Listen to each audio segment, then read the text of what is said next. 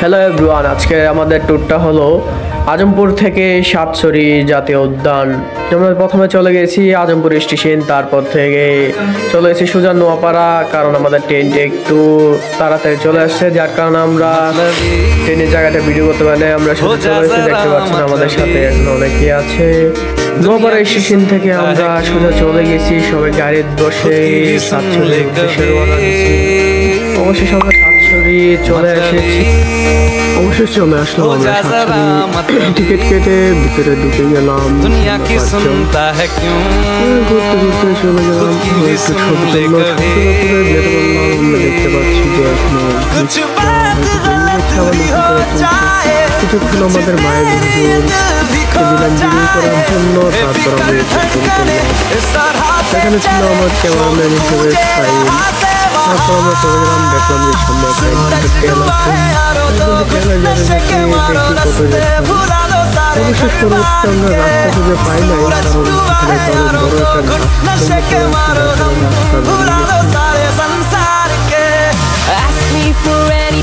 গাছপালা দিয়ে পড়ে থাকার কারণে আমরা দেখতে পারি না। তারপরে একটু চেষ্টা করতেছি আমরা যখন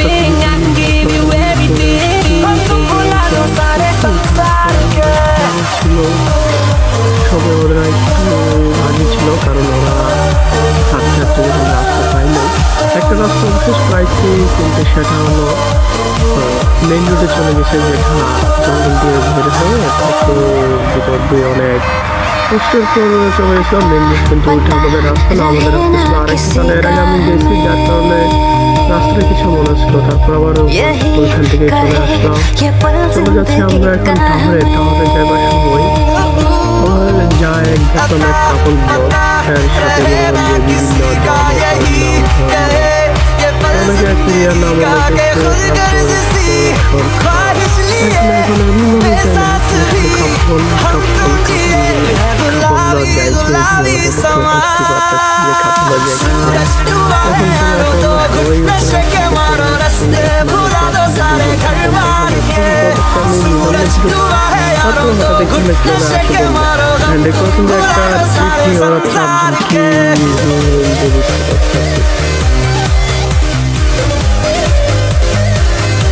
এমন ভাব দেখাচ্ছে যেন 4 দিন ধরে না খেয়ে আসে, এমন কথা ছিল এখন নিয়ে গেল।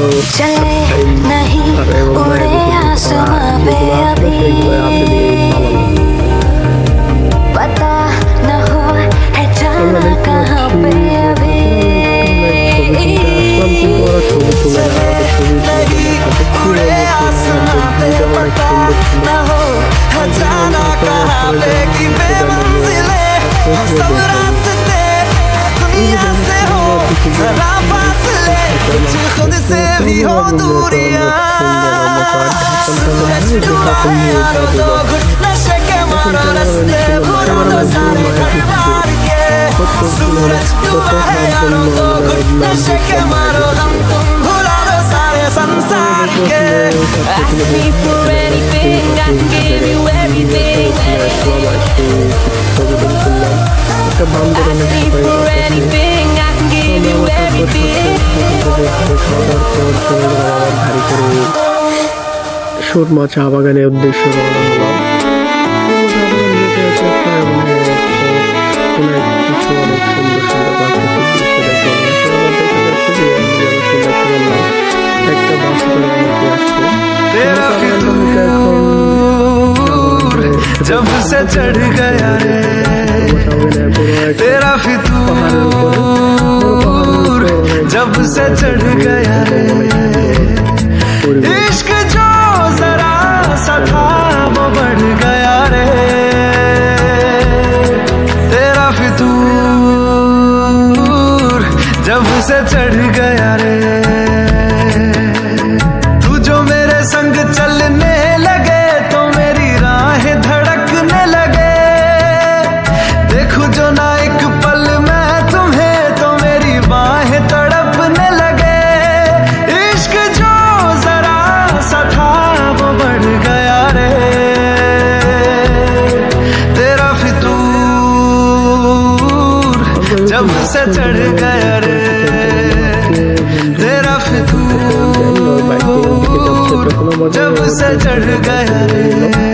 আমাকে এখানে ভিউটা কিন্তু অনেক সুন্দর ছিল।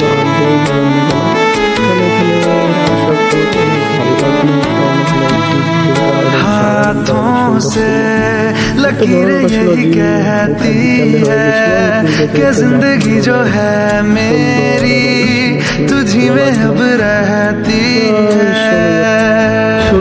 लबों पे लिखी है मेरे दिल की ख्वाहिश, लफ्जों में कैसे मैं बताऊं।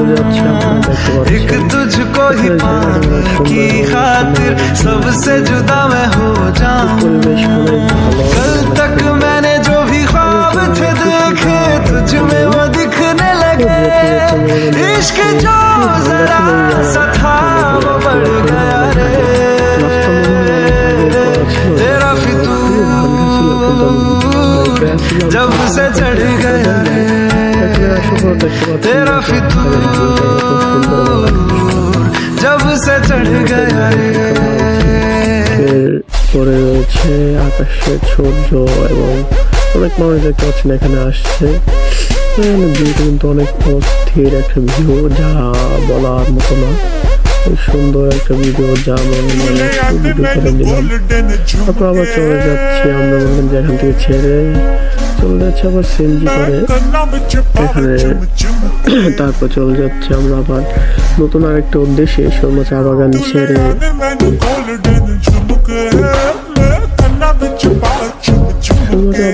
আমরা চলে যাচ্ছি যেখানে মুক্তিযোদ্ধার 11 সেক্টরে ভাগ করা হয়েছে তেলাচিপাড়া। মুক্তিযোদ্ধা স্মৃতিসৌধ নামে পরিচিত এই জায়গা, ওই জায়গায় চলে যাচ্ছি আমরা। আমার সাথে সবাই অনেক ক্লান্তের মতো ছিল, কিন্তু মায়ের হুজুরে মোবাইলের ভিতরে কিন্তু অনেক বেশি হয়ে গেছে।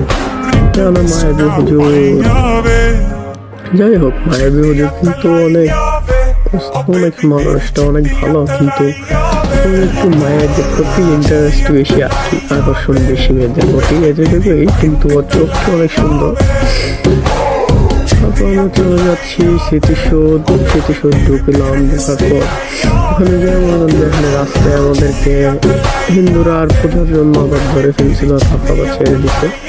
চলে যাচ্ছি সোজা মুক্তিযুদ্ধ যেখানে 11 সেক্টরে ভাগ করা হয়েছে সেই স্মৃতিসৌধ।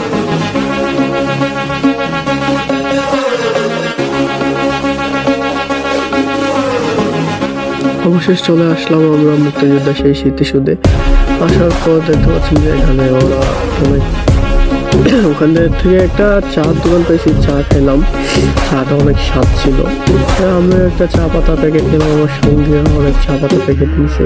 তারপর নিচে আসলো, একটু নিচে আসি দেখি যে এখানে শাপলা ভিউটা অনেক সুন্দর ছিল।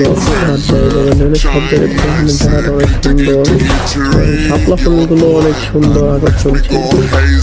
কিন্তু একটি সাইডে অনেক ময়লা ছিল, যার কারণে আমরা এখানে কিছু নিলাম। তার পাশে একটা চা বাগান ছিল, চা বাগানটা অনেক সুন্দর। আমার সাথে আমি ওখানে যাই কিছু ছবি টবি তুললাম আমার সঙ্গে যারা আসছিল। তারপর আবার ওখান থেকে চলে গেলাম আমরা নোয়াপাড়া স্টেশনের উদ্দেশ্যে রওনা হলাম। নোয়াপাড়া স্টেশন যায় একটা মজার কাহিনী আছে, যেটা আপনারা যদি ভিডিও স্কিপ না করেন তাহলে দেখতে পারবেন। সবচেয়ে মজার কাহিনী হলো নোয়াপাড়া স্টেশন যাওয়ার পর নোয়াপাড়া ঝালমুড়ি, ওখানে একটা ঝালমুড়ির দোকান ছিল রেডি ঝালমুড়ি, যেখানে ঝালমুড়িটা অনেক স্বাদ ছিল, কিন্তু একটু ঝাল বেশি দিয়ে দুজন দেখেন ঝালমুড়ির জন্য খেয়ে কী করলো। যদি ভিডিও স্কিপ না করেন তাহলে ভিডিওটা দেখতে পারবেন সুন্দর মতো। ভিডিও স্কিপ করলে আপনারা কিন্তু আসল মজাটাই দেখতে পাবেন না, কারণ আসল মজাটাই হলো যে ওই ঝালমুড়িটা নিয়ে ঝালমুড়ি ওখানে যখন যাই, তারপরে ওরা দুজনকে, আমরা দুজন খাইছি, তিনজন খেয়ে ওদেরকে একটা ঝালমুড়ি দিলাম। তারা দেখেন রিয়াকশনটা কেমন।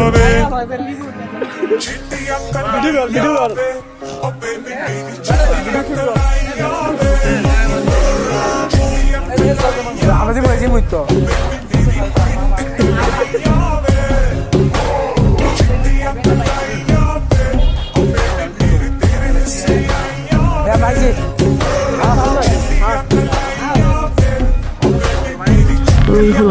দিলাম। দেখতে পাচ্ছেন যে মাইবে হুজুরের মনে হয় অনেক ঝাল লাগছে, ঝালের কারণে দেখুন কি করে। এখানে ভিডিওটা নিচ্ছিল আমাদের ইসমাইল ভাই, ইসমাইল আমার ক্লাসমেট ছিল। এখানে দেখতে পাচ্ছেন মাইবে হুজুর কি করছে, মাইবে হুজুরের মুখে দিয়ে লালা বেড়ে যাচ্ছে, ওর ঝালে কেঁদে দিচ্ছে, কিন্তু আমাকে কিছু বলতে পারছে না, কারণ ঝালমুড়িটা ওর দেখে শুনেই খাইছিল। তারপর দেখতে পাচ্ছেন অর্ধেকটা খেয়ে আমাকে দিয়ে দিল।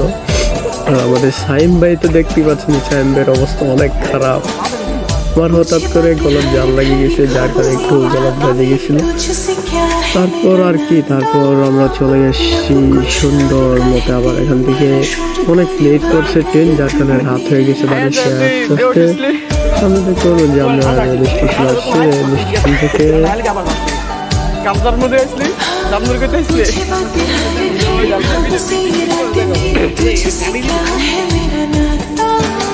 দেখতে পাচ্ছেন যে আপনারা এখানে দেখানো হচ্ছে ঋতু ঝালমুড়ি। আপনারা যদি কখন নোয়াপাড়া স্টেশনে আসেন তখন ঋতু ঝালমুড়ি থেকে একটা ঝালমুড়ি খেয়ে যাবেন, কারণ ঋতু ঝালমুড়িটা কিন্তু অসাধারণ একটা ঝালমুড়ি ছিল।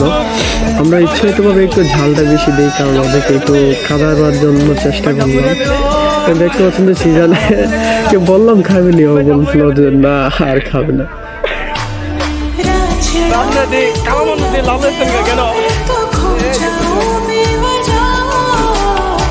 আপনারা দেখতে পাচ্ছেন যে এখানে ও একটা ভিডিও করছে, আমিও একটু স্কেপ নিচ্ছি, এবং ঝালমুড়ি বানানোর স্টাইলটা কিন্তু অন্যরকম অসাধারণ একটা স্টাইল ছিল। ওনাকে বলছিলাম একটু ঝাল দেওয়ার জন্য, কিন্তু উনি একটু বেশি জাল দিচ্ছে, কারণ হচ্ছে মানুষ একটু খাইলাম করলাম। এবার ঝালমুড়ির স্টাইলটি দেখছেন, অন্যরকম একটা স্টাইল নিয়ে ঝালমুড়ি বানায়।